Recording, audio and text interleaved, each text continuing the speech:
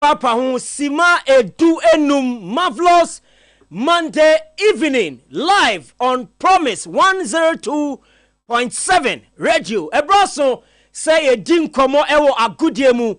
Debra da said no 9 kopim se no nsiabebo na news for na babe to asono eye agudiemu semre ewo Promise 102.7 ya tuni di highway sports efisem ni amanonisem ena yaboabo ano ena nwumre ye de bedan mo ewo kasa fidie ne so nya show ne live ewo Promise television ewo digital any satellite decoders and so Promise television on Facebook oh hey ewo Promise radio ena oyepa and Promise post ewo subenya na watwe ewo Facebook na waja comment na odi ato ebe kenkan ede amount ebrepem make sure ese o message ade ba no e fan samu aye be twetwe ho nkomo ene anwumre ewo eye show ne so the Black Stars of Ghana coach Otoado wakasa dia for the Ghana Premier League no ho ensembeng enorano ede tudwaye de ba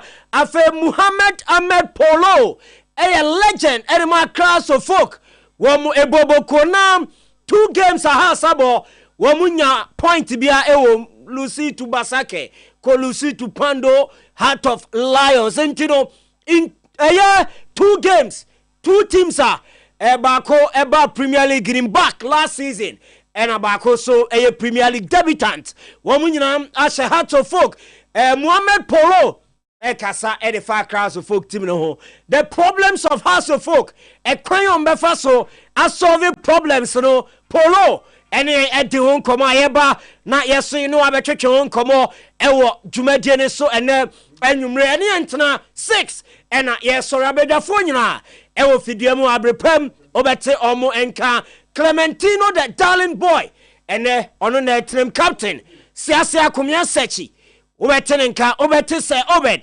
enka obete Al Hassan Said Zakito nka na fe what the dangerous danger man enso enka Harry ewa bafo aha ntino yede so no ebremo free samria ekopim se no nsia ebebo ene entena e obi pi edemamo ena anwumre e odwumade ne so ye dane ho ye ba ye demano ne nsam beto aso ede amamu ye wia na ya be hye nkomotwetwe na se ede amamu endane eju afidie no emfa emfri anom ye twa ye ho abasisi a na foreign news ato aso ede amamu 102.7 Promise radio.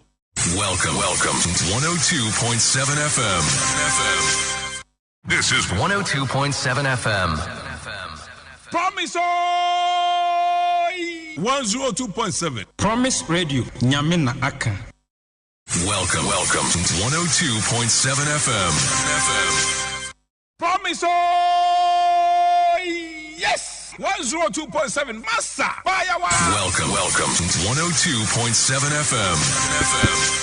Okay, nti ye rem quick na ya boni tell ni about 10 minutes I ti animi amanoni nsembre ewo highway sports so na enemy shall say the free Bayern Munich one more say okọ Bayern Munich a player ni din Leon Goretzka enya just say Vincent Kompany by wonya bi ebo na yes Leon Goretzka and I say or consider other options in January any situation Bayern Munich and to me answers alpha man the next best 3 to 4 months say coach no still when man mo boni bia no Leon Goretzka January obepe baby na ordinary akere na wakosi akan enso ho wabra won say the Bayern Munich bobo kono enya de anema be fam Ejama nya dia bono obenya biabo enti January say and a situation itia wono Leon Goretzka obeja team ne ho na ordinary akyerem ewo baby fofra eno dey free player no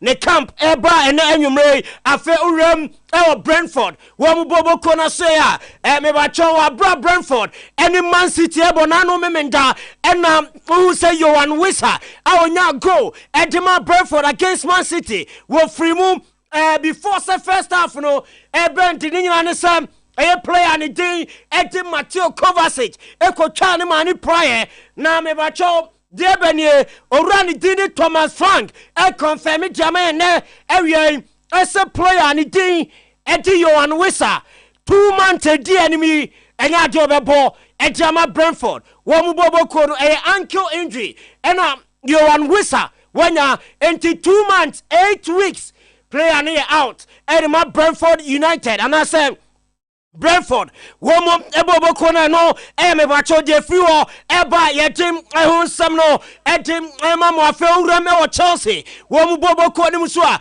Mami Fantuja, SM Nano Memendawabra, Chelsea Bono, and now dear player and the day, Eddie Enzo Fernandez, Romeo Lavia, Malo Gusto, any Kieran Disbiho, Womu Ebo Game Nibi, Edima Chelsea, Womu Bobo Kono, and players now returning to engineering and say last weekend on my team feature and former Chelsea because of injury. 4 players here now. One more Chelsea training grounds are one more to me full scale training. I share anymore. SNA Chelsea. One more next game one more bono. Enzo Fernandez, Romeo Lavia, Malo Gusto, and I fake Kieran Disby Hall. When we never to me feature at Mama Chelsea, one Bobo Conano, El Soya Kakram, a free hall, Eba, and Anumre, make up Madrid, Bobo Codimo, Nama Confirmo Jamal, SM Madrid, woman, any player, anything, Eddie Ferland Mendy, woman, Grisa Ferland Mendy,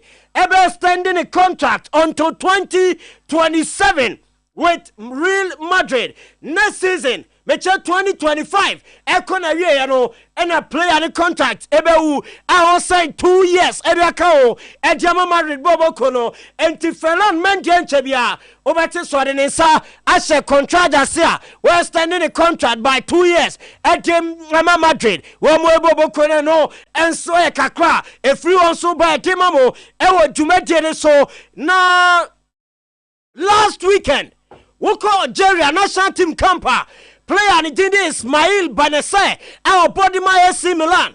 Wabra omo training our Algeria. Wamu training sessions in be. Now Oma Dinkan Akwa Equatorial Guinea. E come ye no moment timiante. Player ni nya injury. Amene ena AC Milan. Wamu timi akoye ni surgery. Ewo Finland and ano paya. Na AC Milan. E confirm it Jermaine say the next 4 months. Bosumi na ye di enemy enya dia Ismail Benassa wo betimi abo Ejama Milan wo mo ebo boko ni nyina ne se wakoye surgery afei ena obehwe recovery enso won sansamo no enso bad news free Ismail Benassa na so eba enanwumre amotibi ewo dwumadie ne so afei uram ewo 6 Fabregas na so 6 head coach Edema Como Womu Bobo Kodi wa Italy na se Fabregas and the family no ena omo eyo screen so no na yeso ko Switzerland se Fabregas e dan ya hire our team yes say the police or penalty na frame ni nyina ne se o de dan raka 30,000 pounds na 30,000 pounds yes landlord no de bia Switzerland no kwa rent control mo te se Ghana wa mo dan Fabregas a dan no from Sikabra says Fabregas in person be cheskaro ama ye say there yes ani brabam ama ye say omo pe Fabregas etuno edina frifio e was Switzerland ni nyina ne say what the landlord ka 30,000 pounds one ya na adwen enso say obetua saka no e wo honoma eno enso e dieba na Phil Foden ewa akoda bi ne ba no wadi mfienum na wonim say Phil Foden ba wadi 5 years yes ne mame and Jinde Rebecca ne Phil Foden yes enti Phil Foden ba no ne ye friend Ronnie Foden na Ronnie Foden yes he be a YouTube account Ediamano at age 5 ama say yes Ronnie or be say 80,000 subscribers ewo YouTuber obesha say this ka na ye woto yes so won chat tente ye nyina ne say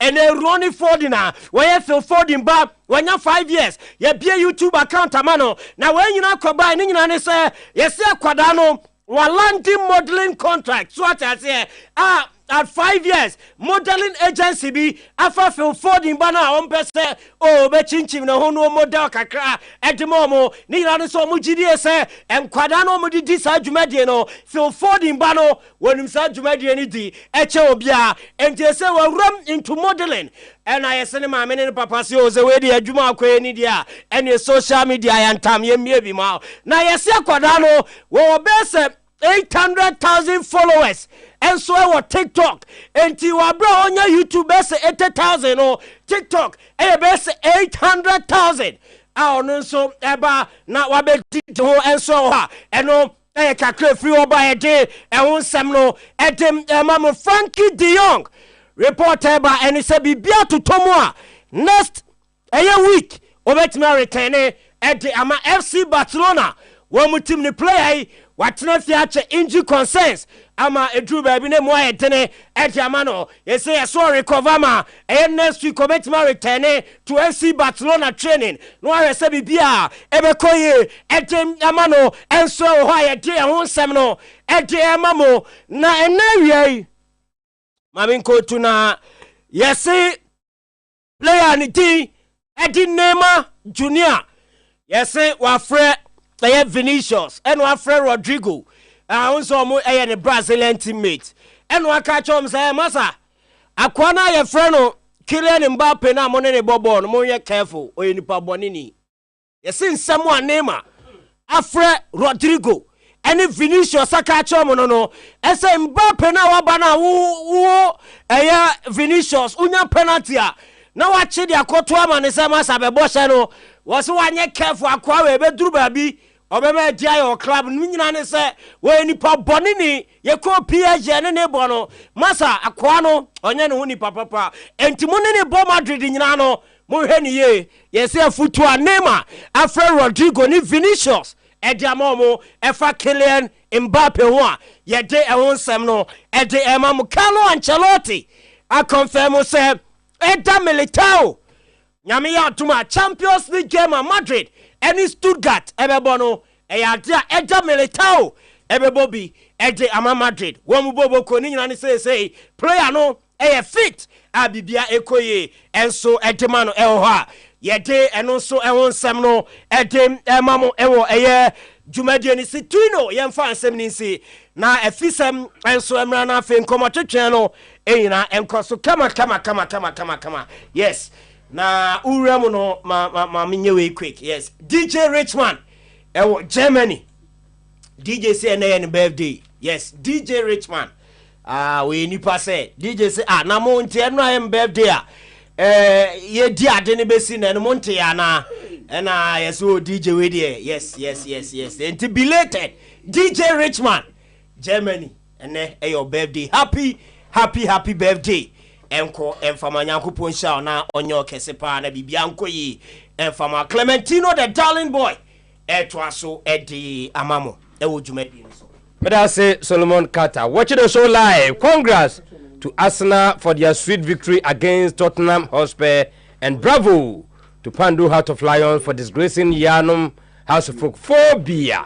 Relegation is waiting. Anane Kunsu Kojokrom message on Facebook. Ade Emmanuel, great evening, Mr. Champion host. I am watching the best sports show live from Angyan Kwanta. House of Folk coach is highly tactically and technically bankrupt. He needs to be sacked immediately, else House will go to relegation. My special greetings to all the church members of Revival Baptist Church inside Angyan Kwanta. Keep on doing the good work. Shalom. Ade Emmanuel, the message on Facebook this afternoon. Afrani Isaac or say Frank has started training already today. Thanks. Frank Bena Oka Wasemi. Okay. When you say look Frank the and I say Ebia Bayonwa. Akosi Abakojo. Oh, what has happening in Togo? James, what is happening in Togo James FCU? Very sad. Akosi Abakojo. The message and no Daniel Amponsa. I am watching you live from UK, North London, Enfield. Okay, Daniel, yetchiao ene awie menko this side na menjoin Danger Man alongside Akomia Sechi. Beam Nation was a good evening, boss. The show is loud and clear inside Kokofu Menase. Yada say Kokofu for awie monsoma joining yen. Paddy Mensa watching you live from Asenfosu. GFA should change the first church and let Kotoko play House of Folk on Sunday at Accra Sports Stadium. Paddy Mensa the message. No. Kwame Adumako watching the show live at Ashtown. Okay, yada say Ernest Kwaten Tino. I always happy when house is sinking. Obi dry wo na just obi nkwa so ma ye de ti yes anti afrane say Frankie John nam say na wo kana asem na I think say solo boss nti ye da say afrane yemra na yemeto aso emfa emfri ha awia yi enkomo no doso mahunu bebre but the interest wo na be ye mienu akase mienu no ai benya bre age ho nkomo yie House of Folk story yebeye ho adwuma enne awie na yahwe enne eye adwada is 4:30 exactly Kotoko obuase Kotoko abrankese mebacho tenase stay tuned Phyllis we nyina no e wo se won saka ansana yebe sorry on the highway sports Kotoko to obuase omukotwa ho aba na omuko besi wo ho here story no omo train cloud license for ne daben djuma ben ne ka asa asante anya no wo stadium ho ni nyina edamanim ene awiei ebe wura has nyema koya ebe di nkomo ebe se sadi obi atwa bai tactically technically bankrupt but we ram deep wa panefo giri se sunsun wiase mu adam pese metitiwe mu nyema has ne dos on ti ko tin de ne de ema pono so na yedi Muhammad Polo edia wom amanyema ye kama how supporters should blame Bechem United because they should have allowed them to go and come back. Akosiaba once again on Facebook. Good. And I say nti yemrai na menka wo se danger akwaba Ofam baso bejoso boko de oh nyame ada roma beja na dumunti osan de afi na otwe foforo ase and we are soldiering on is advertising to be a good week or the afi ase ye meaning say na dumunti no or de be wie ye nsoso na se na da wo ye no osan de afi ase nti emre mu nyina no okurukura yen ofa ya na anya easy o se on kan ye ho a chale obi na kan oda se wufuo ti osori na se osori na peja wonsa na peja na unan na peja na chese adom esa adom ni ya anti ya nipa wuo no aye ne ho simple bi na mehwe was it Facebook ana ukoye nuano muslim for mo bompa ye na nuano wabutu se ya ena o matras here rest in peace se oko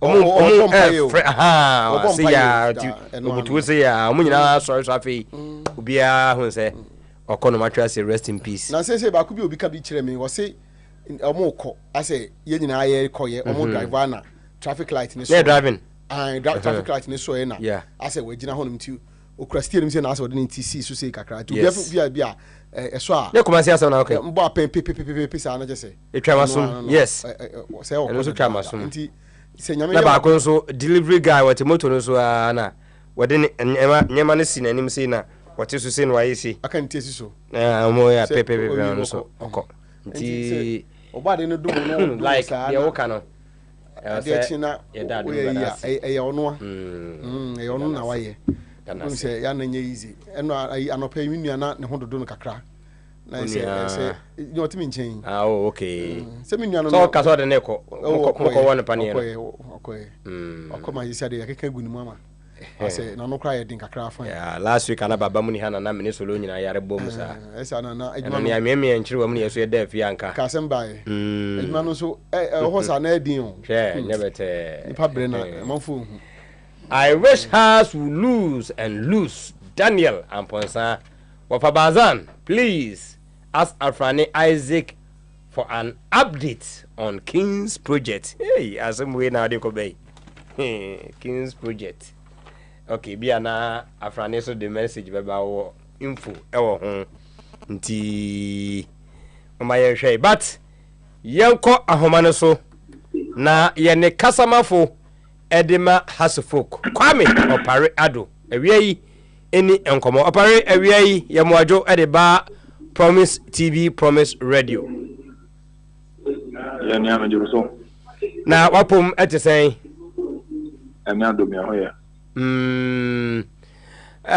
Opare enim ne see last season hasfolk money bechem ena emam home faith mo share ya mutumi survival here this season just 2 matches ni abode nanso supporters ni ni GM within house mo amoye mpanimfo a day in day out mo hweso dan ena aye house folk house say well that's it say obi enim say that is not the kind of beginning as maybe expected.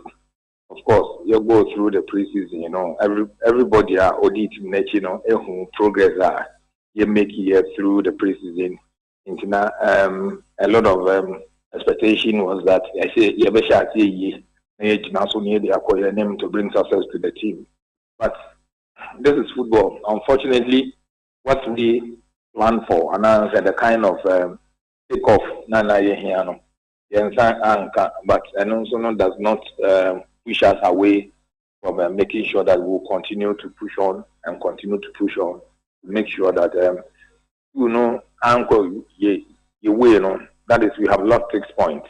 But near positives are very free more I call your name either buy so that we'll get back to winning ways, you know. And then the idea 24 years last year, we won't be able to jump up out of this through defeat, you know. Then we'll get back to winning ways again.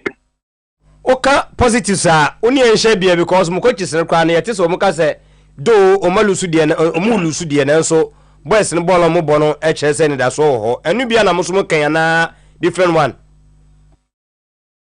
Well, you know that oko on to assignment na so kona anyi ya.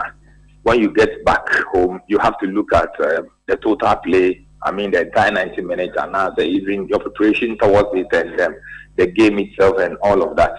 To over Tanasi, that you take a good analysis out of it and make sure that if you compare your first game against Baseke, any this particular game that we played and you followed it carefully, you know certainly there was a huge improvement, which is a positive step. So Niaka coaches no share the videos now from yesterday's match. Then it will guide them on how to prepare, how to move on, and how to be able to become successful in subsequent matches. It will not come easy. All will have to be with hard work, teamwork, and good focus. Apare yegusi yenhwe ye de yensantwofo ade achi ade asen ye beti bebrewe asum omo ya na omo dwere spiritual no ya na mo de ma adwere ko na mo de masoko se eno so beti ba yo how no bia ha sana. I was a human being there, Obia won your GD. And a human being, you have a spiritual aspect in you. That's how come you will be able to communicate to your God as and when you do that. So for us, this is football. We must look at it from footballing point of view. And then if there are any other things that, as I say, we'll continue to do that. Good. I was for Safari now sharing Promise TV, Promise Radio. Customer for them has for Kwame Opare Ado and I no AD Enkome. Opare supporters no ebi match mienu. Ebi mo hwese coach no performance no mu hu ne say from last season ebesi this season bibia nsesan ye. Munya gidi wonu musa onfa mo nto agene ne so a team no muntumi survive. Bi gidi yesa da bi early days munya no na won ko danim. As ya na mo hwe ne fa say. Well, we have indicated already that the club, Mr. Ouattara, he needs or he desires our support. Because support with all the all phobias in we are self and we are calling for support. Senabaya collectively, you continue on the one day near the other signature led by Mr. Ouattara. So we believe so well that yes, matches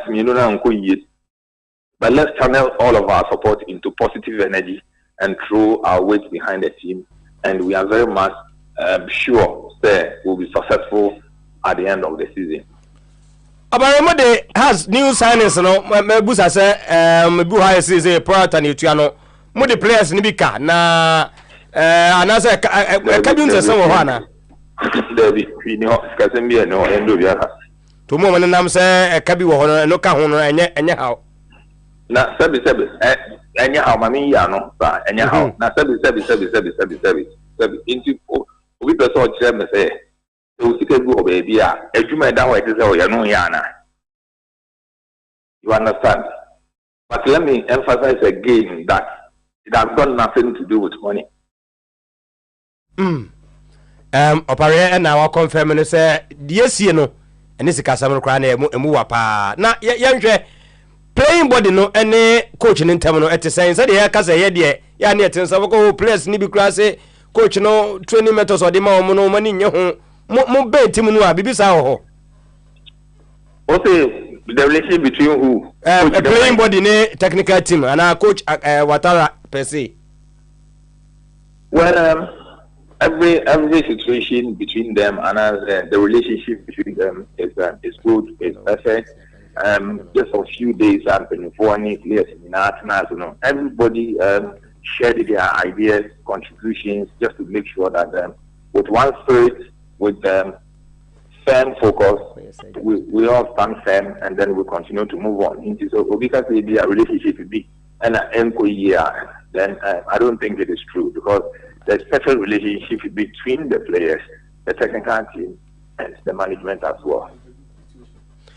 Opare boy nyai Michael Ampadu oda so ka has team no wo be come here say coach nso onya fit on the ohun so onya okay ebusiafo ye call na drop e ye be san akwa homa no so na yakoto ankomo no so nti still has folk na ya sha ase e dey free Kwame Opare Ado na ye watwe ne etwen se oni en beba beto aso na iwia na chese ye de nyina no aba abeto aso amanyema etimi aye kama. Danger voice is very low na just any mo hu say low dia ade man ye high no so muni mo nkeka ngumo na danger no with my danger man. We are waiting for the pictures. You promise I mean has white coach, because you promise us akosia bano no is okay, so be picture bi okay enin ajimai instead of House of Folk to sit down, plan and execute their strategies by way of sacking the coach. Look at what they are saying.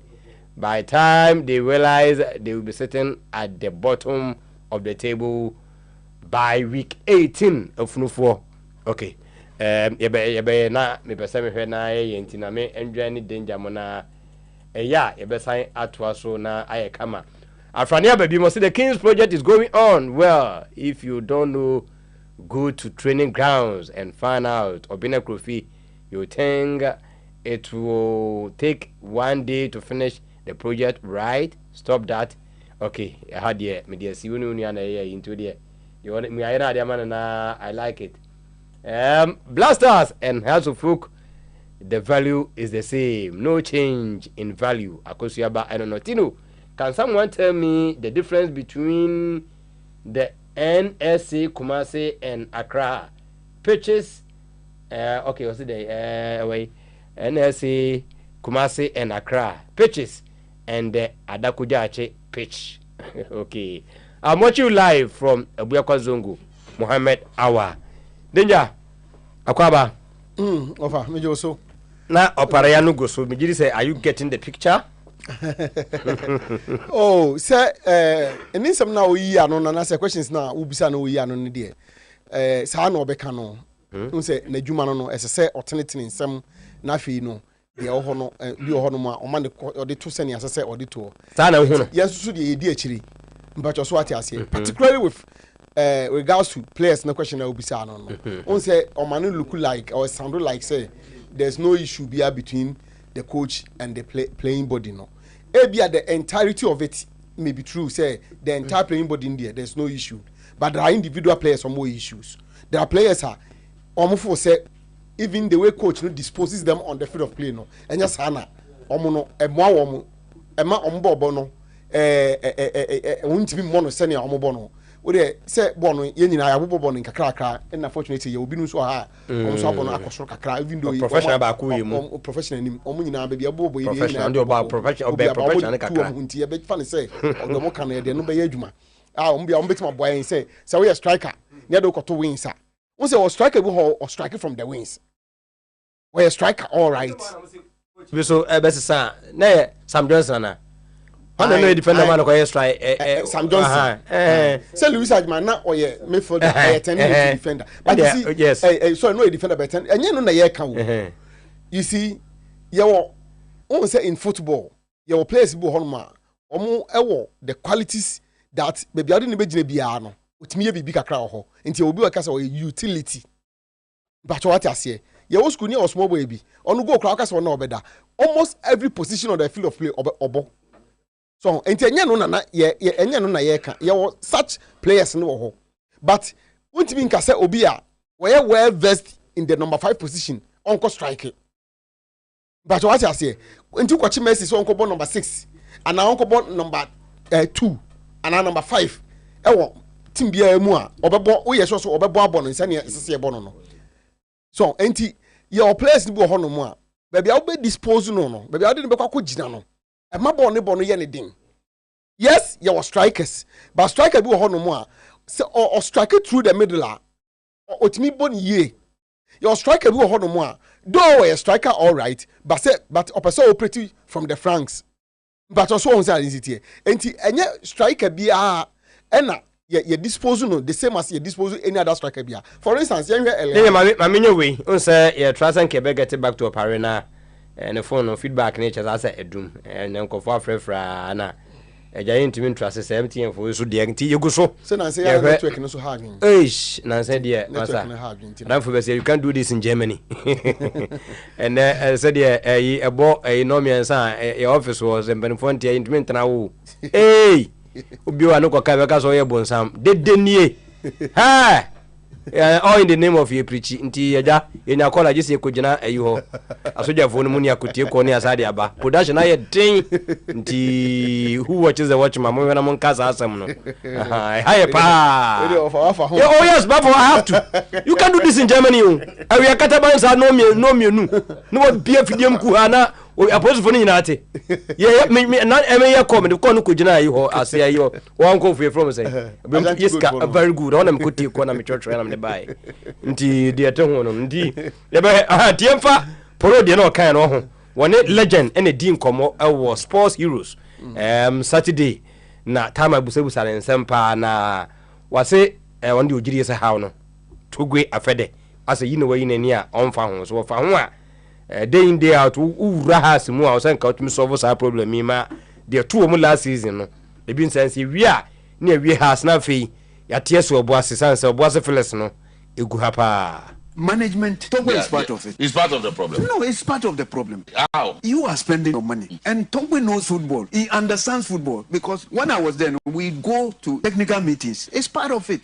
So you coach when Togo was there? Yes. Togo was there when I was coaching. And I qualified this team to Africa. I was second. When Togo went, he's a businessman. He left. And because of their interest, players, telling them that, the interest of which people? Management. There are people who have their players. They want their players play, whether they are good or bad, they have to play. And they are in management. They are in the management. They want to see some players always in the team. Even Togo, there are some players. If he doesn't see them, he will ask you a question why it's not they are not fielded. It's not. Because he also has interest in some players. Not that he has but he has a say. When something goes wrong, he will ask why did this. He feels this player should be. Okay. And I experienced that the English that they use even worsen the whole thing. Bueno, emunu dani akwati hunu legend nkombo anyame adomu a Saturday sports heroes ewo Repa TV nti afia na ne waye no fresh na yate ho kakra de kire mu no Sisu mama na nsama papa ne nsama. Management, Togbo is part of it. It's part of the problem. No, it's part of the problem. How? You are spending your money. And Togbo knows football. He understands football. Because when I was there, we go to technical meetings. It's part of it. So you coach when Togbo was there? Yes. Togbo was there when I was coaching. And I qualified this team to Africa. I was second. When Togbo went, is a businessman, he left. And because of their interest, players, telling them that, the interest of which people? Management. There are people who have their players, they want their players play. Whether they are good or bad, they have to play. And they are in management? They are in the management. They want to see some players always in the team. Even Togbo, there are some players, if he doesn't see them, he will ask you a question, why it's not, they are not fielded. It's not. Because he also has interest in some players. Not that he hasn't, but he has a say. When something goes wrong, he will ask, why did this guy? He feels this player should be, and I experienced that. The English that they use even worsen the whole thing. Togbo himself lankasa kabi other than the player we wa manamo nti na no so justify bra na mo hono maza yakọ technical meeting na woni enti mamu nkase wo mate mu no wo benti mu no giri is management ni mu ache ubia person akora ebo we and the fresh one nyame aduma Saturday wo betwen Sports Heroes exactly 11 ewo Repa TV na legend nsema hihye mu no wanti wa hwe no nyame aduma Saturday a wo be mix in action nti danger afei kwan mo bie enwie empra house de na yameto aso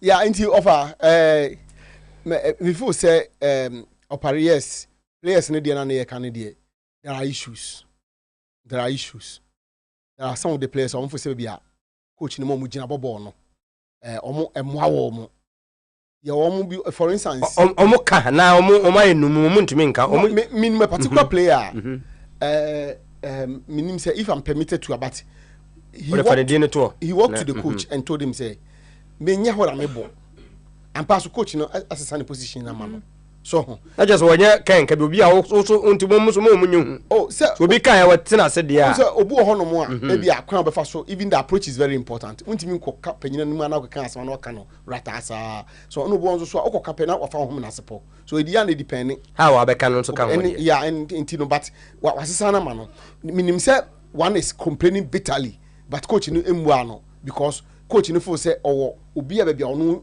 episode ni gina no or the say ni pakon mo no person de nigina ho enti no say obenchi na ebe ye issue amanfo nti ase therefore obe na boy e bi na yes yi kan yo yi to polo kan enti say me benchi no na supporters be complaining e bi ampanifo be complaining dia obebo but then enye be man be me wo de me pen de e bi a left no be so na emo de mo pen me uniform na asem be si dia o mo mfimfini for instance so be say Hamza Isa Hamza Isa say coach no e bench na e be issue because of baby our free back where a product of the club from Arolas or buy and also will show say he has what it takes. Even I think last season and cry ampuno enye you cry I think or 13 goals or so until you want to see him improved, you want to see him doing better, you want to see him say and say coach no say discuss can results me and ka coach no bench Hamza Isa clearly the supporters will not take it and even and no uniform no the supporters were not happy because one for say na enyo na is uniform rather na ka say ka oyi dada ne strike partner no now ma Hamza fi wins no na ko gina no edineba as the main attack a striker and say main lead attacker na omo hese ne betima san no man enti there are issues and there upon fence opare okasama team no sa in some way no busa no a onka but yes so e di akira e bisa e didi nkomo no e dim say these issues are there but now ofi bia ani go stars ekoye fence eko house no there be they not defender no Amofa. He walked to the coach and told him say number 6 na dem ball me pe emwame me central defender ampa coach na say ho no de ejinama ball so clearly ye obu ho no ma e depend seni aboy ye ya onye comfortable e bia be say ye be sand na ejina ho no again coach no ne fencing makrampedu issues no ho na me be na ya issues na yi na aka ne ho yo enti say opareka say obia ye okay and bibia ye okay a e bia na man senge on me general one busa na fina kana me beko ha enti ya nya opportunity ama e bia kan busa no nkwan dia nko wo beka no emum de eno no wo de show pare kon bebra enye enti dia metiase but we mu nyina no e ka kire say there are issues. See, Polo nsem na wo kan no team bia ni ho no ma coach we are selectioner who explain why you pick one player over the other.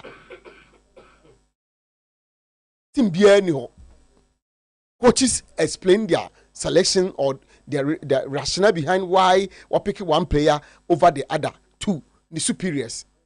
Now, especially if you are not getting results, and no crowd here, you need to justify why, because only you are going for monitor training. For instance, your team penny football more the time no training grounds. To say, Busamini your captain, I agree as or Mra. No one Kumasi Hanuma. He's almost always at the training grounds with you. And the training now you need to movie.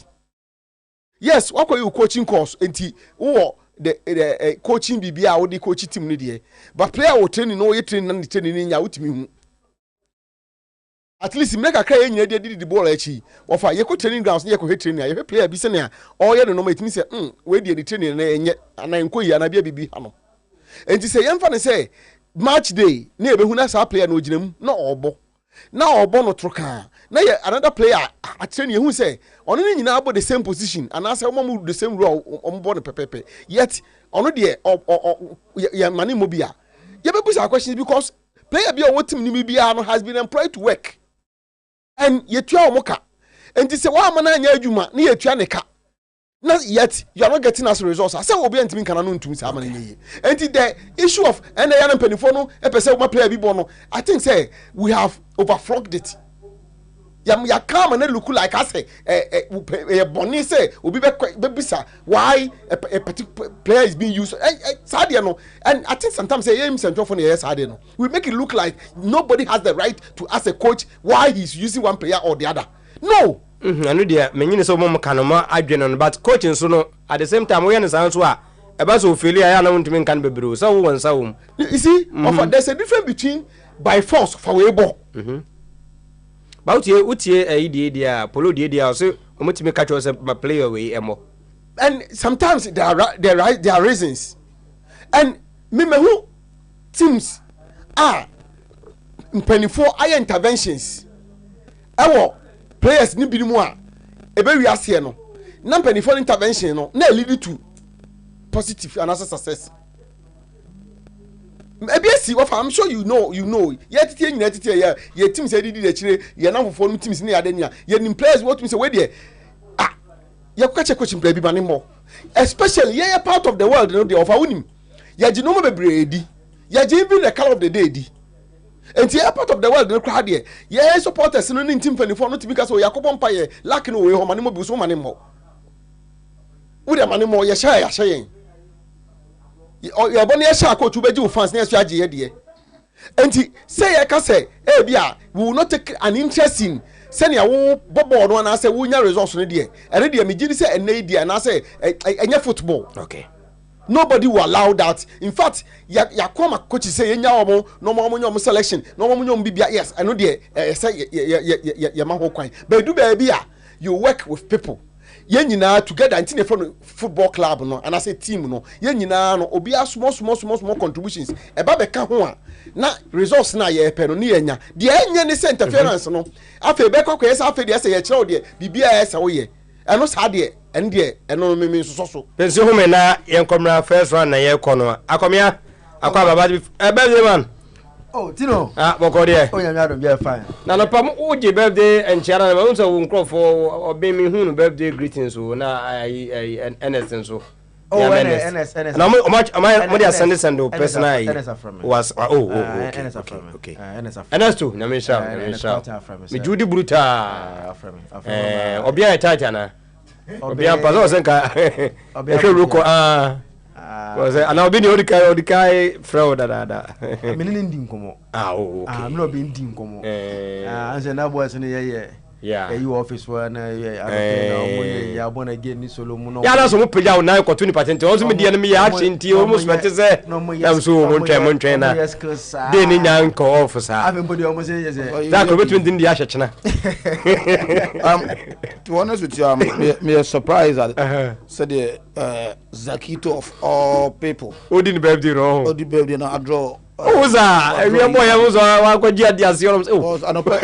Your coffee boys, you know, you be ahead of the Johnny here. Translate. Zaki baby. That's a baby was super. But then if you say Abia, a lot of sponsors. Oh, I know, dear, no dear. A lot of sponsors. Do leading your friends say. Obia Crofi. But no, Obia no pano or after obviously this is about the third timer. But Zaki to also celebrating this year. Hey, why have I see? Every president do it. This time Ventias. Everyone on the kind of corner of your minimum that of NS Cranton, right? Minimum that of NS Cranton. And be the transmogrify birthday original like I said you didn't know. You are not. Understand the message by only you are not because call people you are not. You are 0-0 pass it.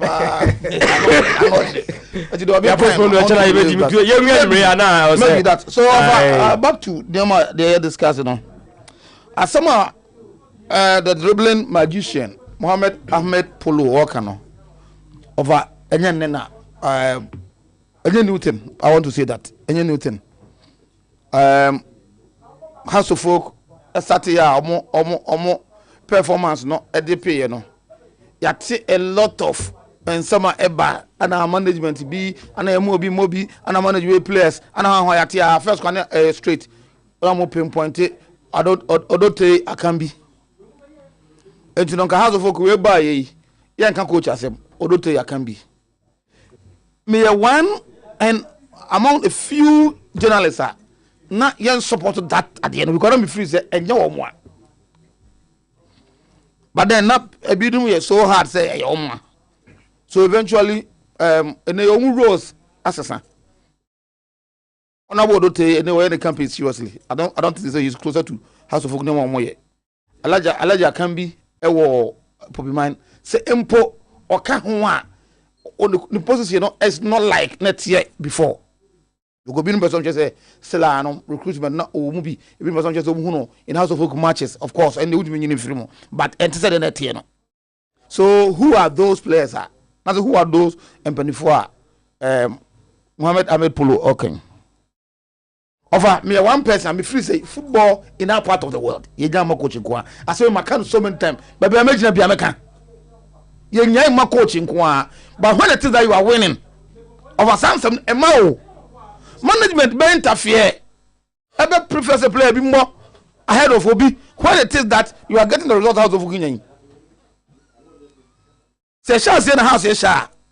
Hey, as I'm going to call Carla Okoshe. Me just say the next game, Kodoko management will catch Coach Ogum say for you kobo. But when it is that you are not winning, now they are going to know there. Somebody in bum, open the Yusika. The Toby Busa, what the Busa? Says those players don't so so Enko, you know, obviously House of Folk players. And then they all born number 2 boy, the free go start square or the same pool. Over ahead of two years ago, what's the name? Adamani. Over ahead of player Waponi. Ampadu Waponi. So if you born Adamani Airborne, is it better than Ampadu? The big answer is no. It is a win shot. No, your money be number 2. Number 2 must be because coach. There's some time to be a one ball. Men just yet. Samia Toba, maybe a question. Samia management member, maybe a question. Because as it stands now, House of Folk, when you operate, maybe on the moon be yeah, church, win. And the movie said they are drawing positives. And that positives be boy, mama, next day. Lose the about and I'm making but me, I'm telling you who way. From the House of Folk every league, you know, last season, you know. And they must start me who different. And about for AMA breakdown. Coach about some 19 matches. I lose 9. I win 7. About draw say 19 man was set 22 goals. No, consider 22. I don't consider 22. And somebody is telling me, say, you're who be. I want to support to. I say, Obo, what are about to say me? Oba I was starting this reaction and I say, Obi, word or by say a new coach is banned by bouncer. What do you say? New manager bouncer. Now you all thought it was going to be the house of mobile. But Osati was slumping, you know. You like I said, no. That is where you start analyzing the game plan. How many times on father will Kitoka? Yanka how what deploy the team on field so. House of Folk team a lot of wingers. You don't want to play winger and then modern football. If you want to unlock the team our test of defense, what do you do? You two wing play. I don't know how to Folk Heart of Lions. Said Michelle Costa said we have so around the same time, nothing in Barcelona, Ebo. Around the same time, there was matches in Europe. Yeah. But the side of person has, you know. And because me man dey adena to offense dey see one here, so from look and am metro am hwem has game no. What am person say indeed me who bibi every day for me. A house of folk born na wo born. Hwe football bia na yo division of labor. Obi a will play or identify roles from the onset. Na say house of folk holding midfield role of a me who play with my Azizi Bonana. Yes, if you play me who play with me Amasha Honi.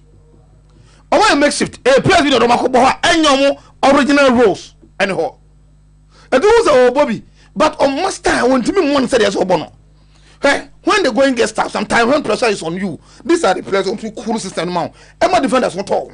And who's the house of defenders? No, they come back no more pim, no more yeneko, now banaki pay yourself near bottom neck on a picket. Any time has a balloon be an lion for a picket born. So allow you born now. The pace at which on the house of folk 18 box room. And as the boy, the house at the clearly shows says, what's on our guard. Now I say, I mean, one time no quantum na has entinya ebia ya me born when you draw. By again was be go a lion. So go be go who's a clearly a lion. No dey na ogine woni fe kofe hwe no omu weak point pa no na eye hen. One weak point the holding midfield hono. Player out to be master yeah. Or to cool down pressure. What I say? Initiative move anyhow. Ufruwa up front is not existent. Wouldn't reason. Over 2 players was at 13 goals. In recently, how many House of Folk strikers in number is at 13 goals? On Isa no. Hamza Isa. Again play a difference of original wings. No go pick ball, never bra. And so gentlemen lucky around the 18. House of Folk has like creativity in the midfield one.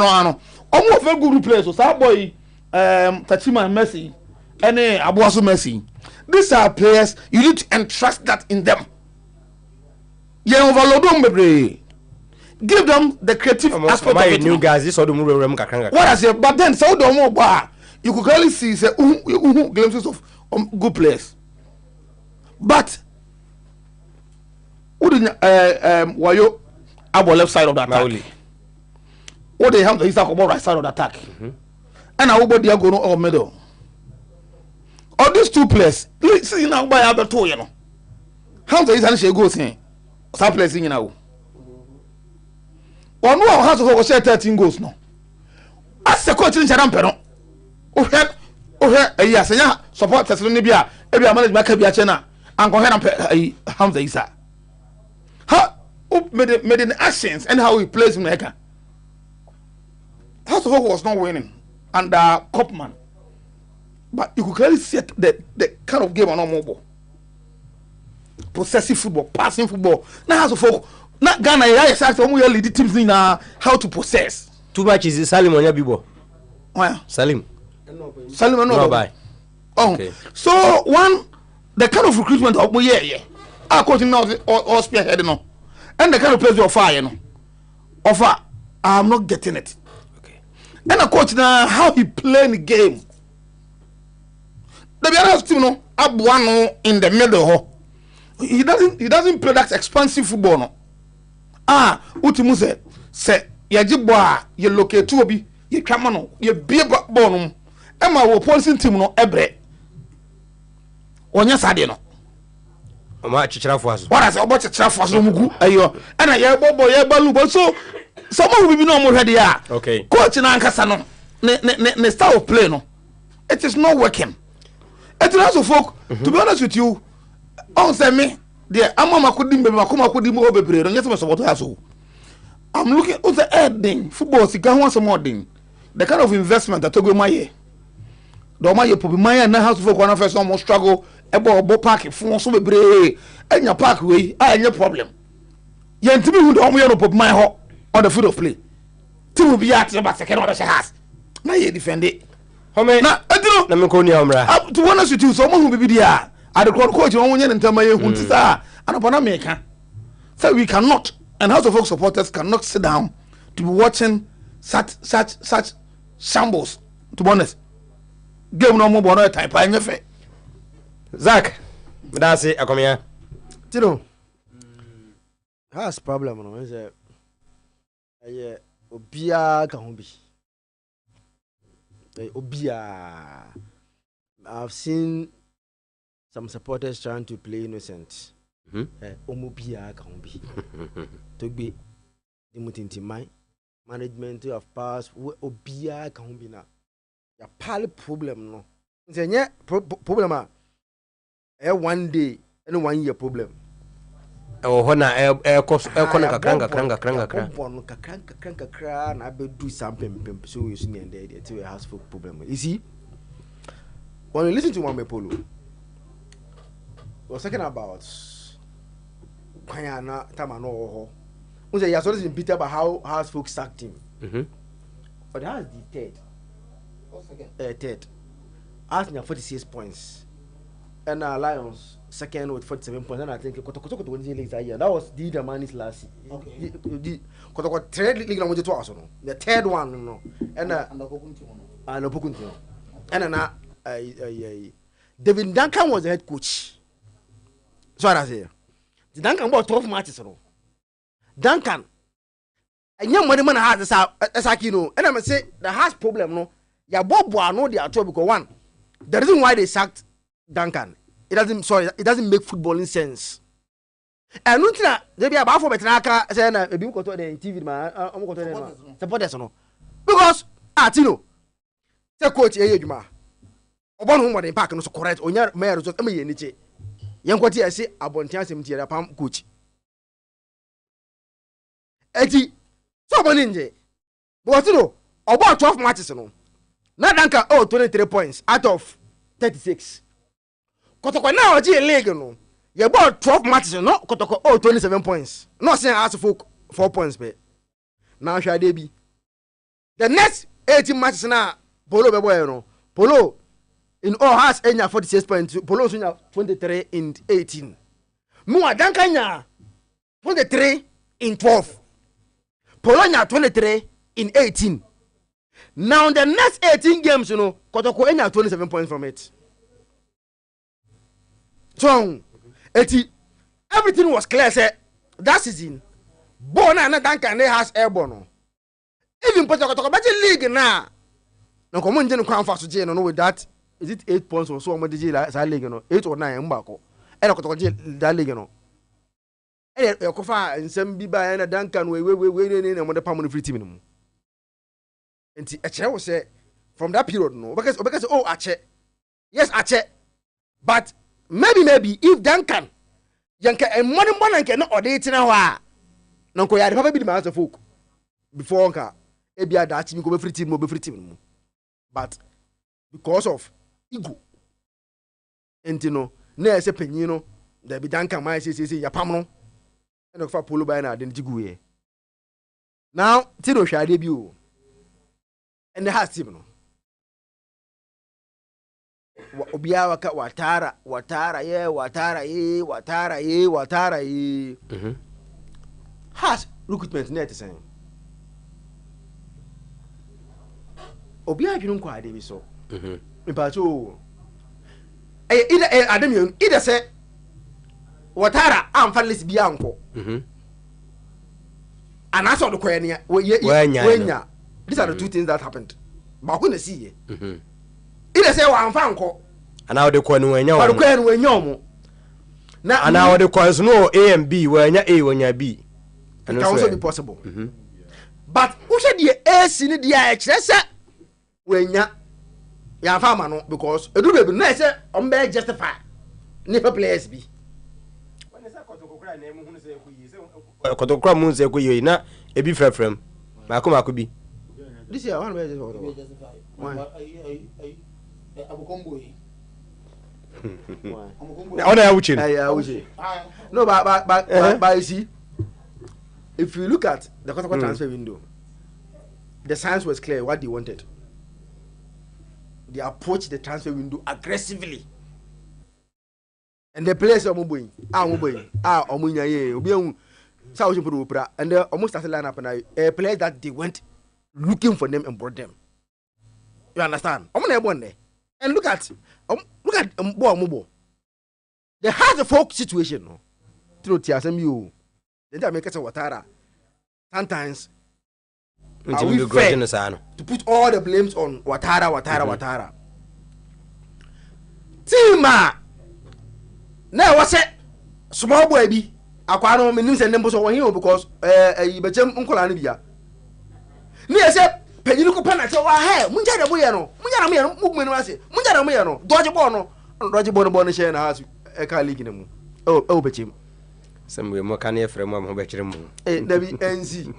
Oh, friend, NC say, they are the better. What will be? Say, who is saying? But who is say that? Some boy, a quantion or dodge someone was it. Well, you're great because me. And I can't share or dodgy boy has a car leaking him. You know, set team. What's that situation, man? Anyway, you are playing a transfer window what aggressively. Madam, they say. Then the mama Judy said, what had be place woman young farmer no. Tio Ave has now, not all we now near Sanka, then you bring transfer window. Or twa no yana, silver me story. Sasia is available. I want him. Mono no makwada. Omotwa na silver book on YouTube na Harry Bafewa. I want him. No makwada.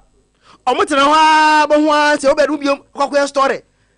Clementino is not happy at his former club. I want him. No makwada biom. Omotiwa another story. Omo ya yes bia Sami available. I want him. We ye bo. So what dey? Who new priority? O say no dey ba ko bi na betwi mu nya kotoko. Eh, Dabi. Kotoko menfide. Dabi. Wa follow. Ah, wa follow. Tell we know and no so sao. Dabi apart from asabu ate na yi. Legon guy next guy on side omo no. Obi I want am.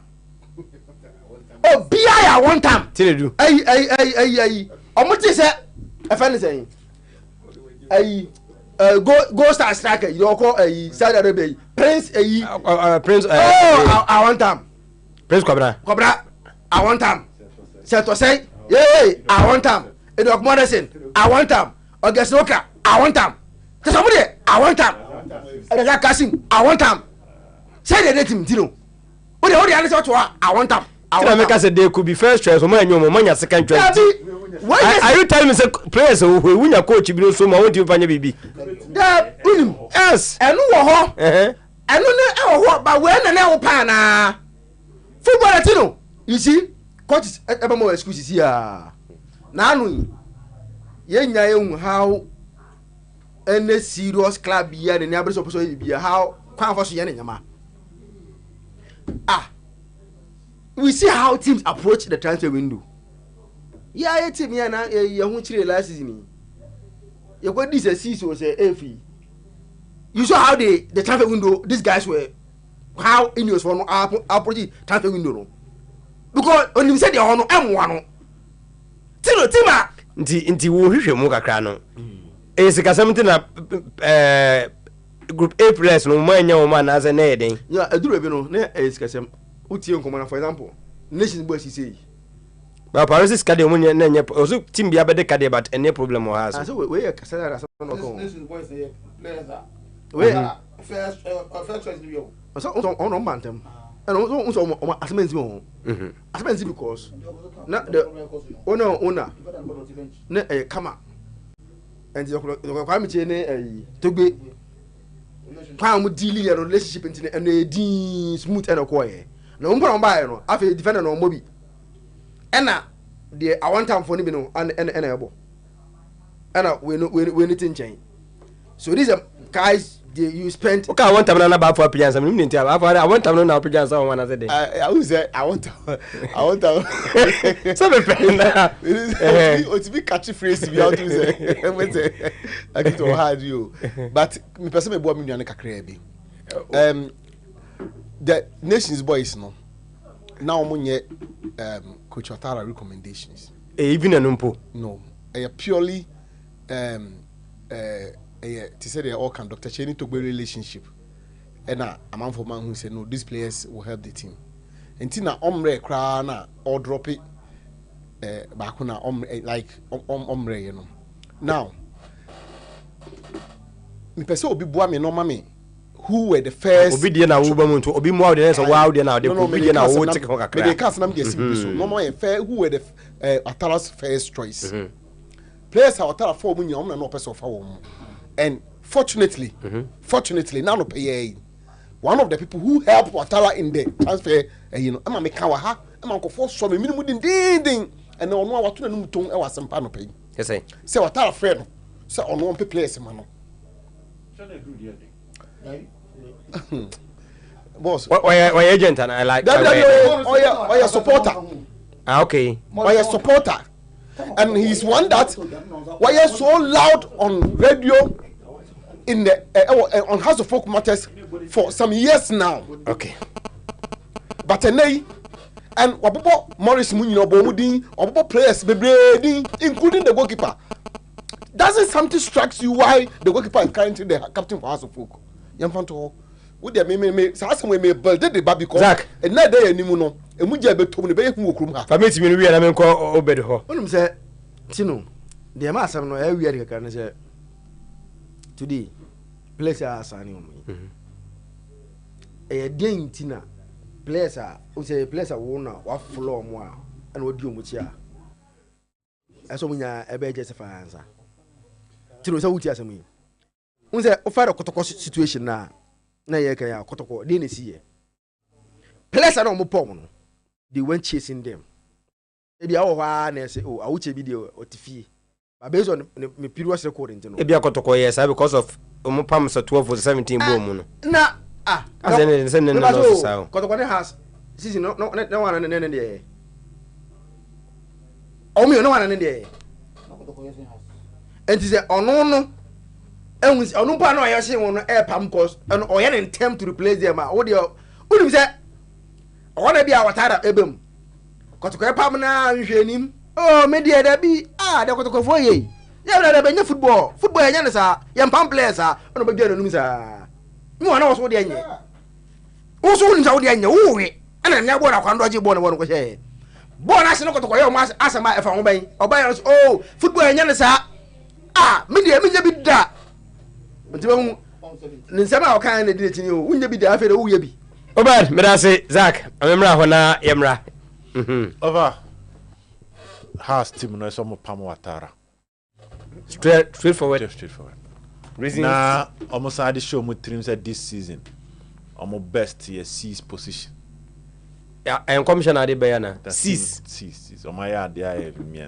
in sia and after mapam Watara no na momon san ko fabro ni bi emba kruma momon ko fabro ni we we shan come na den na okay yeah momon ko fabro ni bi emba cause bro ni ba abam no crowd ya na relegation say obed relegation am ebe mene omo over Watara is not a good coach. Yes, when you're a good coach and year 1 2 on sending good materials and a 3 league na nkasa e bon on send tiase coaching no akona ni meja no semni nyina no sisi wen momboy sisi wen Kasim, sorry. No crash as a watara nyadi.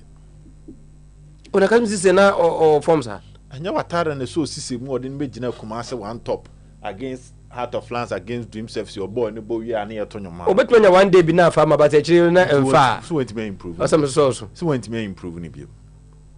Young father. Qualities of a good coach. Clear identity. And brain intimate bonnet toto. Has to folk under Watara any an identity. You cannot say this is how Watara person has a bonnet ball. This is the philosophy of the coach. This is the identity of the coach. All the matches are has are no more then no more. What is their plan? And here first.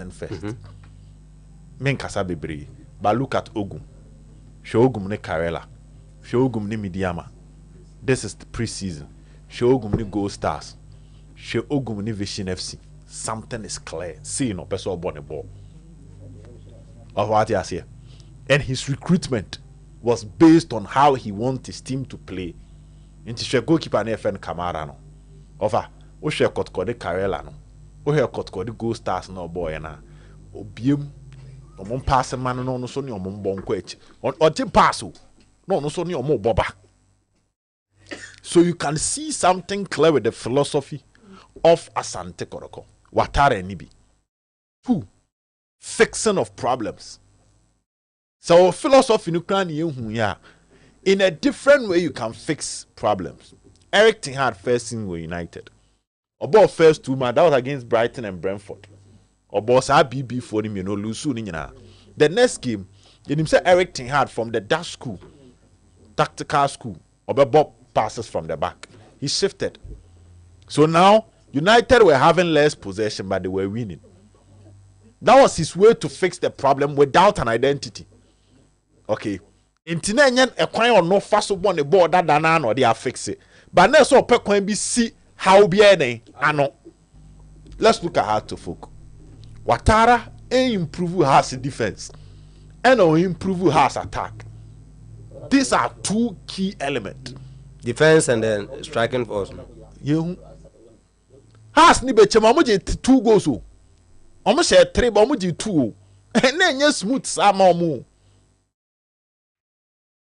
Now House of Folk this season have conceded 3 goals in 2 matches. What is that telling you? Omo average 0.1 per game. Is it as average 1.5 goal conceded per game? On share goals so. Their attack, last in House of Folk attack, was solely dependent on Abrante and Hamza Isa. Now this season you had there in 2 matches, ontimi improve obi amanem be share ho any Hamza and boy. So the defense is leaking, the attack is leaking. And I know I postman say our problem is defense and attack. You've been with this team for almost 5 months and you are telling me say the problem is defense and attack. There's all could train now. Number 3. Materials are on be the young still I'll come to the materials. Number 3, improvement of players. Has team net down. From time our Tara take you over. A question Ketiana Nebo Edago. When you right back, Afran Ampedu. Michael. Kosa left back. Now Franini Agbesima. None of these 5, back 5 will improve will be or start this season, you know. We're 12 million abo. Now Ampedu Bubi Adramani Nebo. Kosako about Ransford Mensa. None of them enter in these 2 matches. Actually say me a better than Momokoye. No. So what in common I say? Shokofi Agbesima. One fact she ambeka Agbesima bon. Apatasi she ambeka ho. Then upon Frane, the obona and unless so de amufa. Ene eye amufa ne asibe ababe gine chire ho. Eno so ye hu hwe. Now let's come to the middle. Okay. That is where recruitment in eba. House of Folk middle hono. We've not seen any improvement in how Martin Kakeribo. Kakerina na manfo gidi say Di Maria ko ba be sina na no. That is not the story again. O improve yi. It is has team no. Na ka kire me say player we dia watara bae no player ba kwa watara bae na bibia dan so esise ono so ayira but yet manager sise ne watara ne bae o and sise bae and he was playing but ne be boy na kenu na aye sise nsa no aye watara nsa no now sise is no more Kashala improve Hamza is stagnant. No, stagnant.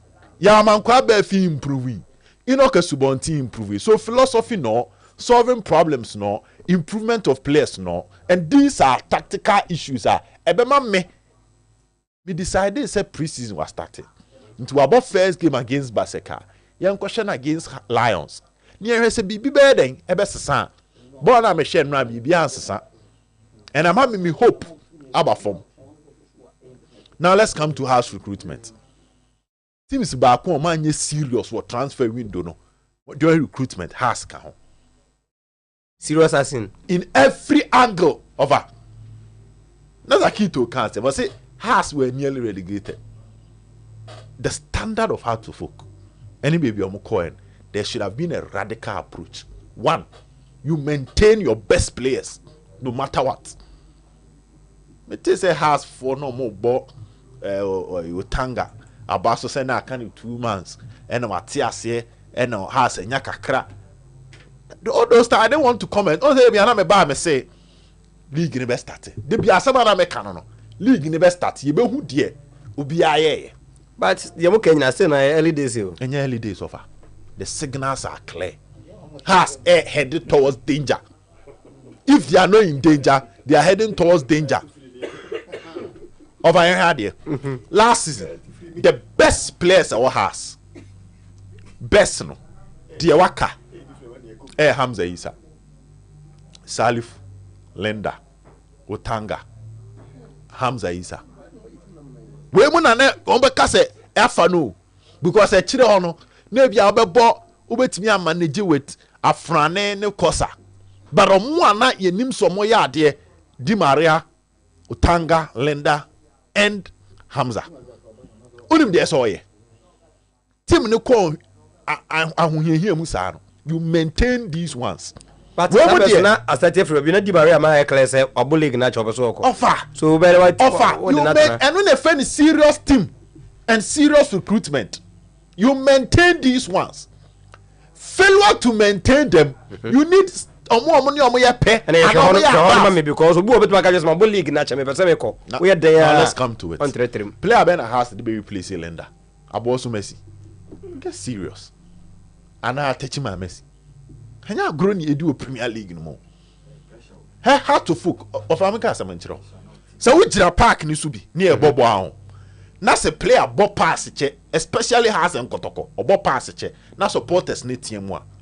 Me try adwin si ade me twe supporters na adwin si adwin bi so your players bi wo ha on ball no gine mu pass onyi ne honje pass da osuro players no onko mistakes me say ebi mu suro pass so be oje pass na no asan je mama wo ande o be a teams nketo no ye dia to mu trims ha no ye mistake kura na we are good to go eto mo ba who be any omumu say hono so do bem there is a manager no also we start the point is abo so Messi sa tachi ma Messi for no o tai ko se Sabahas ne kotokwa they normally flourish when the team is already established. Okay. So team ni jina na so dada ana all betomu a on tebre last year they to kotoko boys no enye se bi mo nya ade o team ni nyina aba form enti den se wo akolare so anu be den wo be yi wo ho check the house of folk recruitment.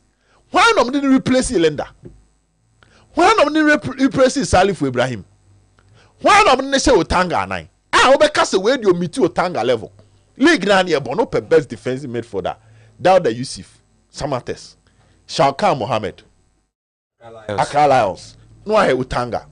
You can manage with Tine Dumo, Lagos City Swaba, Kwali du Mohammed mo, in Swatremai, Oboba Sadat Mohammed mo. RT boy or call Samatesi, Adabo. These were some of the guys. Has one of Mokofado. Say, defensive midfield now offer. No Tanga Kure Pra. Na has supporters Yem Shomono. why no ye top on the best ho. But I say their recruitment will get them these results. Okay. Players are baby any gold stars and konusu ko relegation. I decided say I will not extend their contract. It is a ho. Ubenya play bu anu team ketwa onya ade. Obeba team kese no abeya ade. But unya tena emu 2 ana o team ketwa onya ade. Obeba team kese ade abeya ade. Has level ni league je. Look at the kind of recruitment on here. But I say Obed. Mama oboasen komo kakra de tie na Kotoko main venue Baba Yara no mri alternative ni Abrankase. Nti ekoba say Baba Yara nsisi eba sono no mo de ma efe say o si enya main venue. This time around ye ko oboase na Abrankase na be alternative. Na de tie last week Thursday and de tie say Club Lansens bo modern ewuramu ewo Linkle. Na yente niye o maka tre Asante Kotoko se seat ni bebre abubu tie no no omon fix na tentem kra amuru mu a omon sai enko conference room ho djuma ewo ho VIP stands ho adjuma ewo ho na eno ne adjuma mri ahye Kotoko nsa stadium ne die unse activities ko ho achenti efin die adore wo mu papa na Kotoko me checks chese omo dia ma contractor na mo siesie honom no estate nura ene omo gina so a omo eye hon siesie gidigidi Club Lansens ewo echna ene no Wednesday say officially omo ka kire Kotoko say sese die ya jatum eno ntemi admo on Sunday week 3 mo betumi abo ewo Baba Yara Sports Stadium ti Kotoko enkomo no nie o say Obuasi sorry.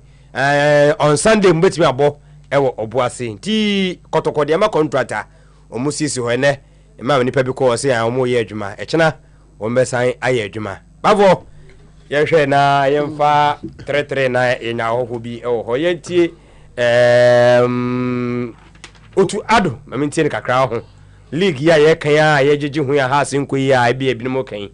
We say compare this season and last season has a difference kakra because last season in there now one made team into no video kakra but we ben no almost has improvement This is my first season. At the end of the last season, I watched a little bit of videos. It was okay in general. I think it's picking up. It's getting more interesting. We have to see. I think it's early. It's now early. Let's watch the season and watch how the players perform. But I think the performance in general is going up. When I have the comparison from 2 years ago, then it has improved. From what I saw of Mediama and also Summertex when I saw the Super Cups, they do well. So maybe it's among the two, but I haven't seen all the matches. So I'm eager also to watch Kotoko, Hart, all the good teams, and then we'll see. But at the moment, I can't make any statement about who will win the league. It's good that people are attending the matches.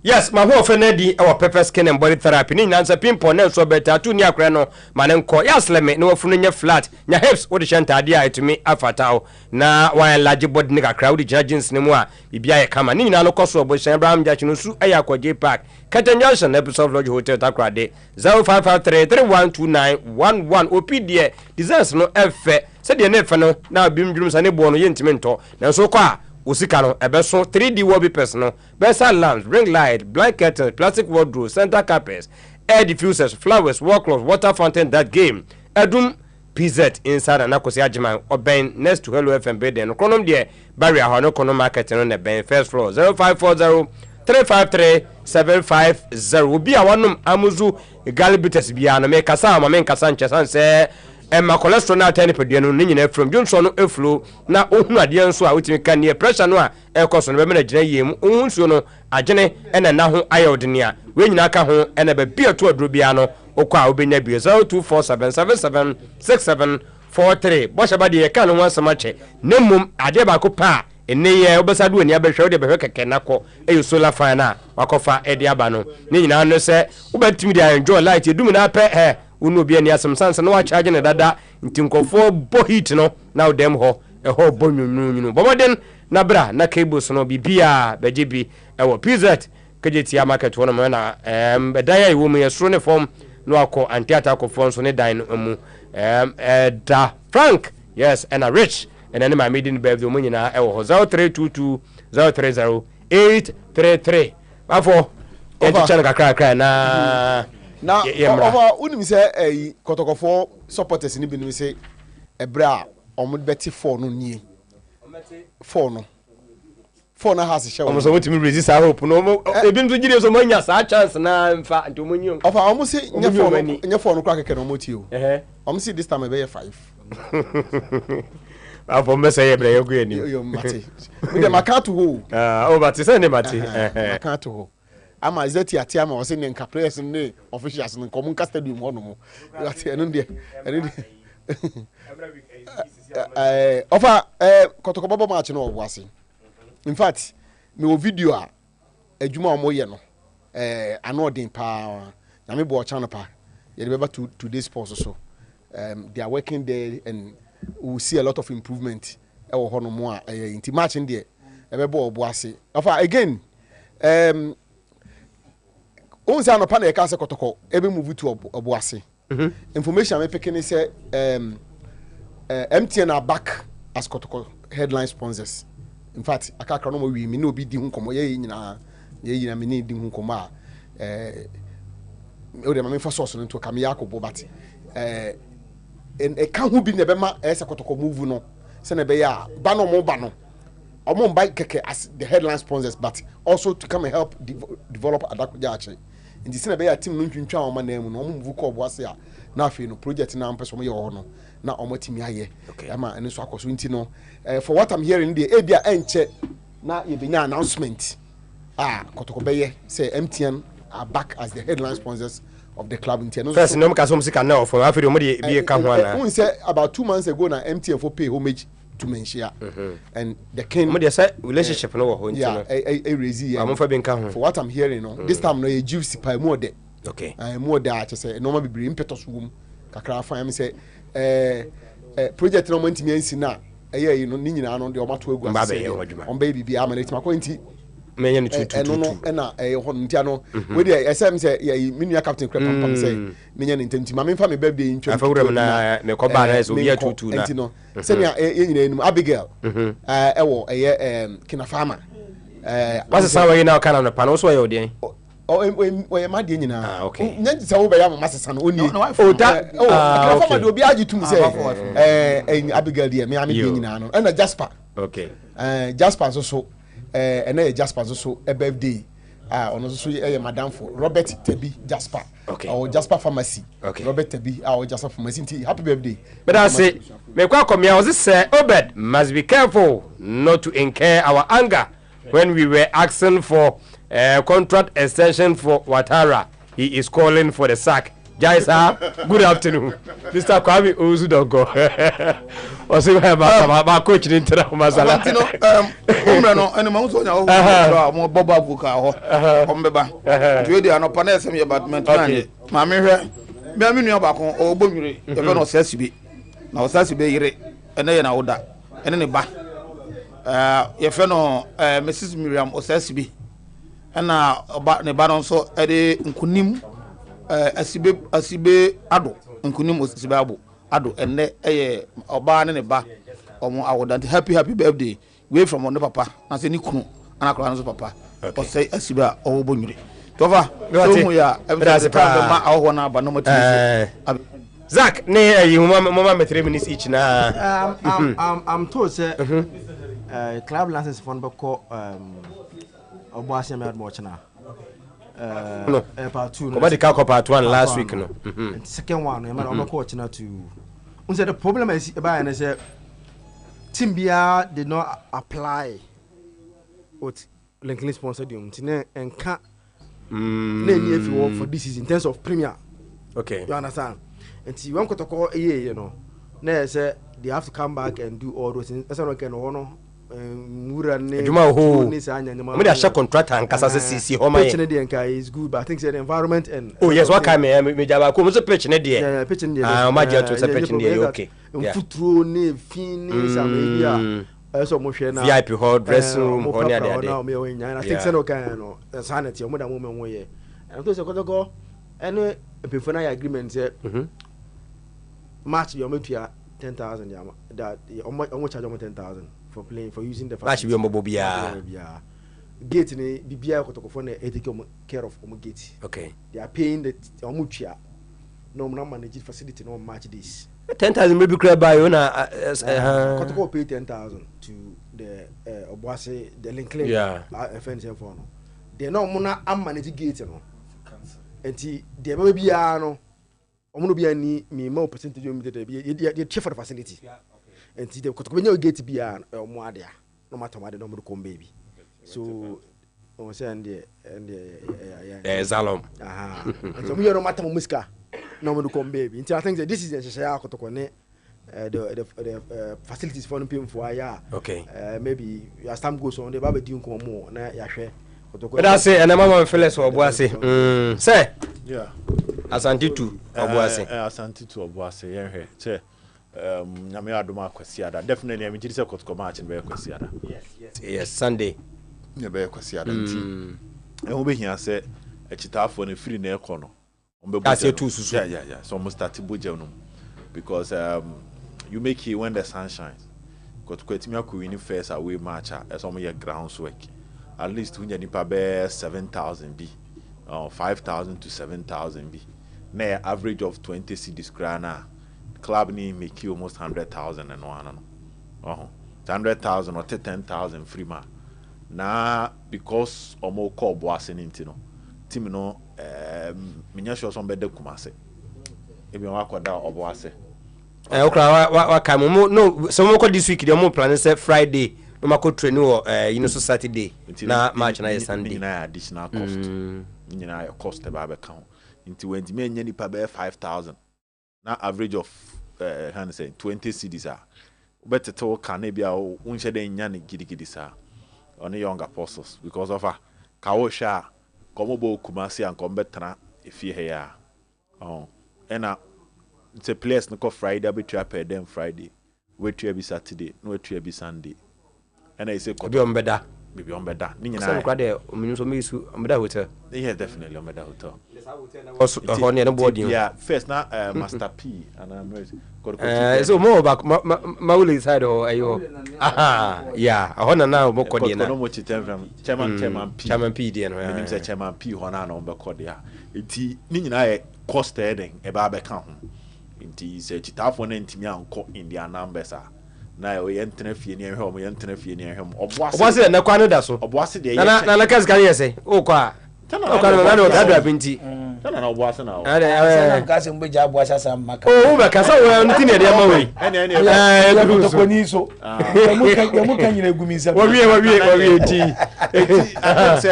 Ne Monday, many aje, mimi huna na many aje.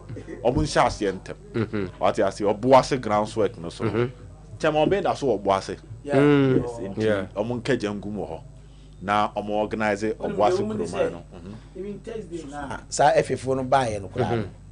Ye share a meeting. Wow. Nti bibia da na kwam. And we opportunity I call radio station say wo boase nyina antino. Last ye adwuma ni nyina, what I say, ye adwuma ni nyina antino. Say be phone tutu mu kwa dia stro bi anim. If you boase phone ko omko, say omko. And I can move say unhunu bibi say ma football pa because ye meetings first me kwa na me ni ko Gabriel na me ba o secretary ngwa na ko ba this time meeting pa ba bebre. Omo say ye meeting about kotoko e ba ho ni pa pa.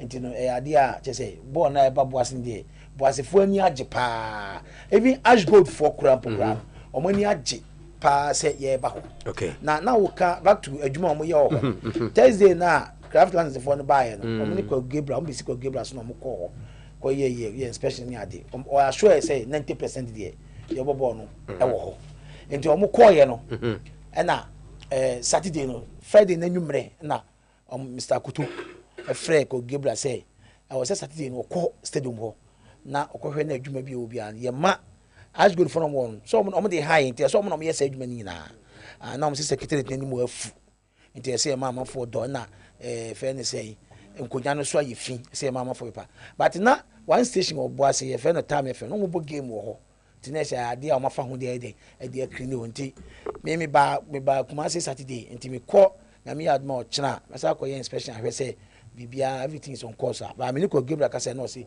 bibia da na kwam enti so the information ni more ma because some ka so take pictures no fan sene efeni no aba efeni no kro ba ko no na ni jimu se kotoko bo because no say back in pitch na nkasa de excellent almost a pitch ne de for so bia no fikeke se nipa nko bo fikeke na ona na kunya ne bi so asese nti say fit because you be as for bomb I also more supporters and no so to sense ombe cover ni na eno ka ho oba ya kwa na oba ya ni patra de bi o se na fi ho pa o enti fin de enti surely me say bana de bibia e kama criminals for no be gia to mo e dey ama ya bo ne e dey e wo ho tina na we sure say supporters no pa be ba mo asefo ma dawruma mo ye hu de yeso ye bo asefo ye be ye hu de da se de be ya amanfo infora no be chi amanfo no mo ba enti surely ye o gidi say supporters ni papa ba be hwe ball no abehwe but now here this time so kotoko team so nyame adom no me koyi akwa ni away there home I say team is winning okay me I'm sure the supporters say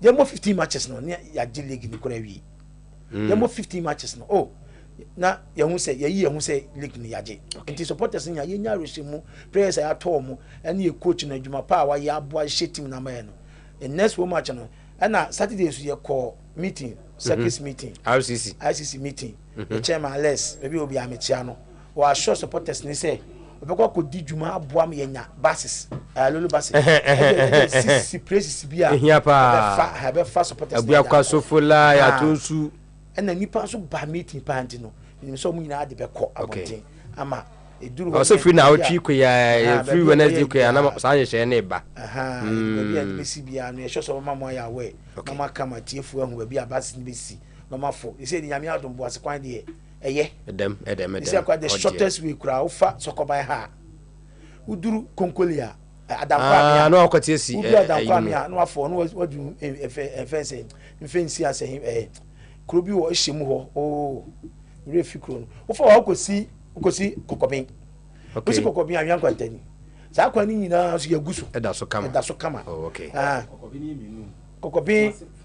kokobin de wa anwan kwanta okay first kokobin ho de na kokopi ho na bi kokopi ufa sa ayu adankwa mi kokopi ho ba kopi ho kwan ne da so kama ise mi ba kuma se ho na mefa me kwa ho na mefa nyena na kwa nam one Hamza sahibu ako na nam sahibu ako ntu ka cho anye izo so ho ye de nyame adom wo so brem kaka na mo college no ene omomo ye no so brem nya pa menina na ati wompo se college no ba na but on say na so obedi ka say se ni pa be 5000 7000 kuraye but team no atu so challenge ama supporters no make up playing body no to go all the way temele no ho wa ko gi 3 points aba na wo supporter what ha wo die ni so obekọ akọ hye mo say di omo ye no ye ni gi ho ye supporters no di omo ye brace na ko ye no to ma to challenge ama ye so omo di omo ayo ma fam di awi sisi o mama pressure sisi ya bo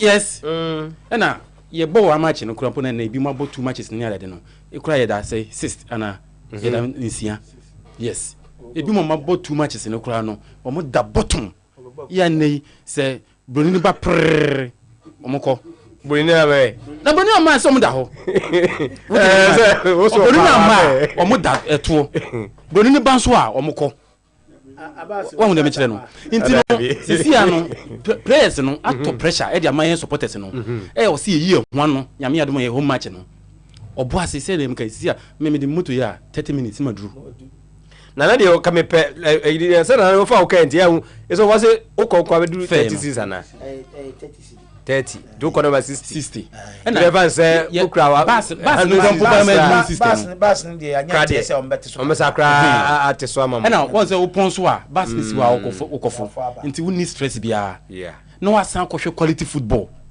won say akotoko ball no won me hu people Africa ha che me hu people Africa ha che won Clemento no e ba so akopo na ya mo precision mo na precision ye dey match competitive one na oboy wuti competitive no yanwe ni ana ba ko pe na make me say eyawe o eyawe ne ko yo ana onu say anya ohine anya baba yara o eye away esrem no anye bi ni lack ho but boys na akọ say yes ye dey skabotin na ekoto mo to mo so mo supporters bi wo kire nti also mo bring back the smiles on our faces and anya sa and mo this smile na ba this man aba yen so ye de ni say yen komo makwaba so mo koje 3 points no e okay what did they make an say it was say I linkly but be a stance in but be I am red simple sa replica na ban put ye nyizo Africa e bi ni ha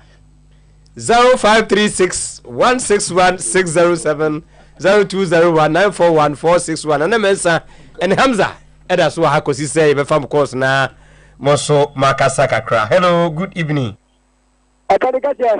Minia Capitoni, Secretary, yo, organizer. Menchia the Pai Council Funina, of Anigas Mevra Hunne, and the Mevra Hopa, Ghana Premier League. Say Yasha Ball has Nachi and Raomu, who ran when it's blue. And the Shepa Nako, and the Jamaica make a check what I was supporting in our say, who will be on 30 who so walk with TV. Then you know, young Bossy. Then you know, what I support a beer. Then you know, your Bossy.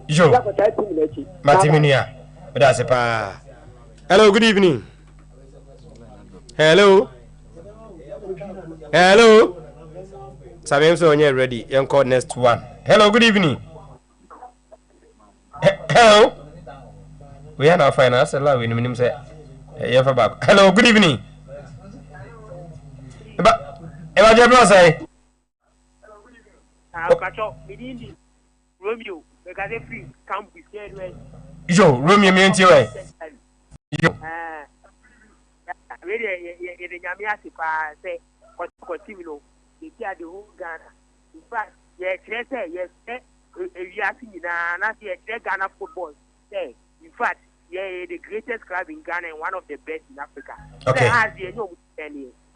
A team up against my producer African best. I say African team debate team producer. It's not easy because the more they and clear on your paper. That's it, Romeo. Mate, Romeo, Yamisha, Pamonia, Emre yo. Hello, good evening. Hello, good evening, Papa. Mini about your brother. Nana Boache, Casafi, to Praso. Nana, me and you. For us, so I'm the born up a show, what am I? You don't want to say, yes, you do show more what's all. You don't have that or what's in the other help of a ball. Yameson Kaho, and I say 0536. Okay, hello, good evening. Good evening, sir. Mini about your wedding. I'm the baby Nanapia, Casafa, and Sababuna. Nana, me and you. Oh, yeah, has problem, and no one has problem, the ends of which now on the Pamwatara and to still think we fishy. Oh, you said you wait a dirty with you, but you said, Mother, I wonder she got a Konya Bray as a city. As a house food that we be agro. Okay. The Munyamo on the court. Matiminia, but I say, hello, good evening. Evening. Major Rose. Very okay, Joe, Mammy way. Nanya has Fuyan on the Mukul Shatom say, Watala much my uncle. Of Watala, my headache.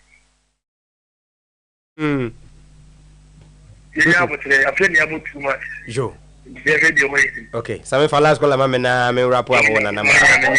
Hello, good evening. Good evening. Any about your dean? I said, my baby, because I feel away. Mammy way. Mr. Wow, the Chiamo, Matchim, camera, hard bowling. Hello.